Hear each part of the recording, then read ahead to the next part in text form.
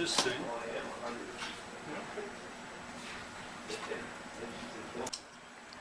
Go to 1.5 inches. According to the instructions on this thing, 1.5 inches.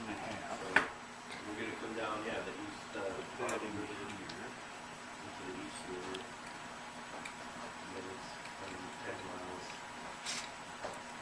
to the north. Really? And you go for 1.5 inches insertion.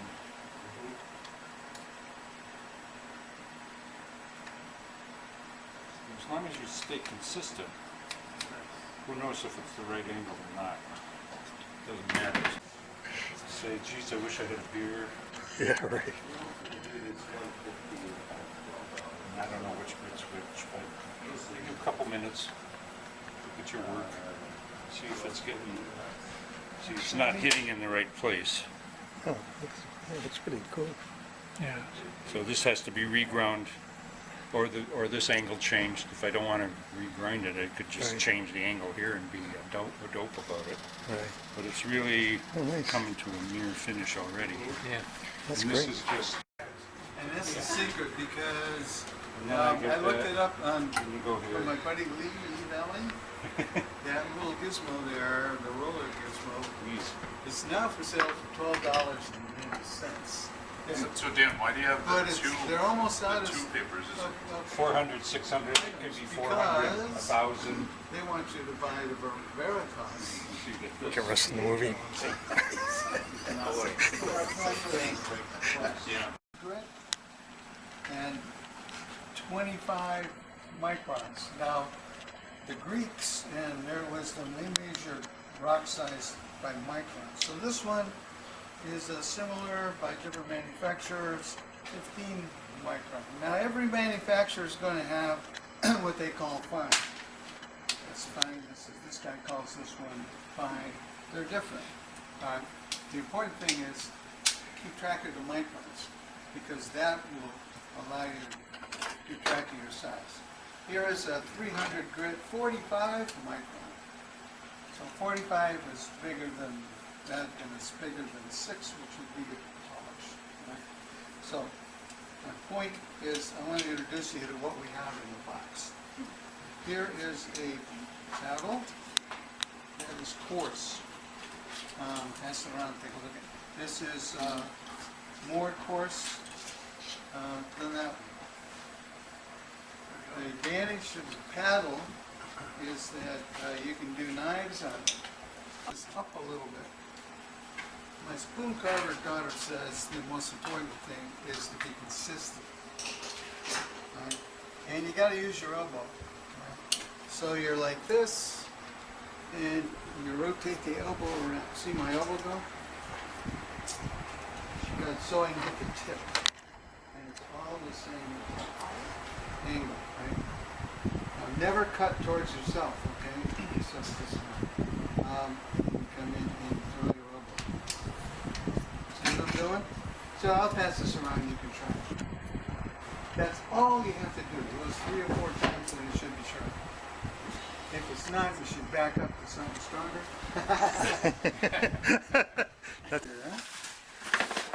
Someplace probably fell down. Is that equivalent to 1,200 or 800? Well, 2,000? yeah.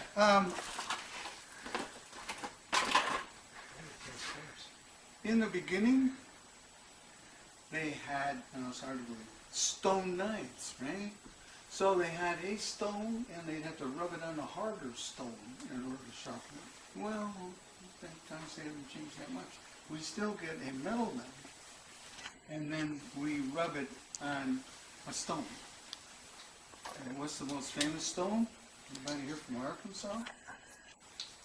Arkansas stone? Huh? And everybody says, oh, well, finish with an Arkansas stone. Well, what great is that? What? It doesn't matter if you're consistent, right? What matters is that that's what you have. So that was all it was my grandfather's time. All we had were stones and they had needles. And from Arkansas, or maybe they were granite from New Hampshire. this is, you can feel, a pretty fine stone, huh, Tim? Mm-hmm. So this would be a finishing stone, and it's small, so you can stick it in your hip pocket. And when you're out on the job, you can actually put a small plane on that, or a chisel, and you can just touch them up. Because it doesn't take much to get out of whack.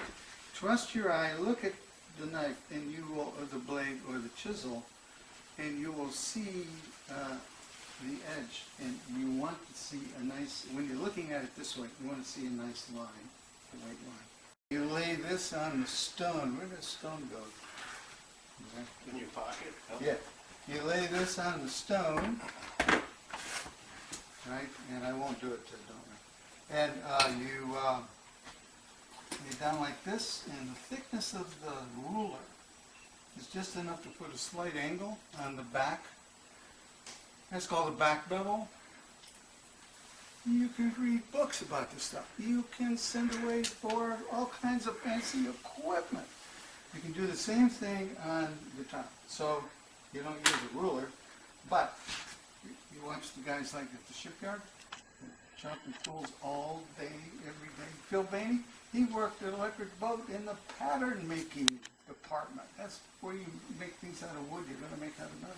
He sharpened tools all day long. He don't mess with any of this stuff. He just goes and picks it up, and he will find the bevel and then pull it, okay? And that will sharpen that face. And if you want to put a secondary bevel on it, which Warren doesn't do, I do, I'll show you some I brought. You just tilt it up just a little bit. How much?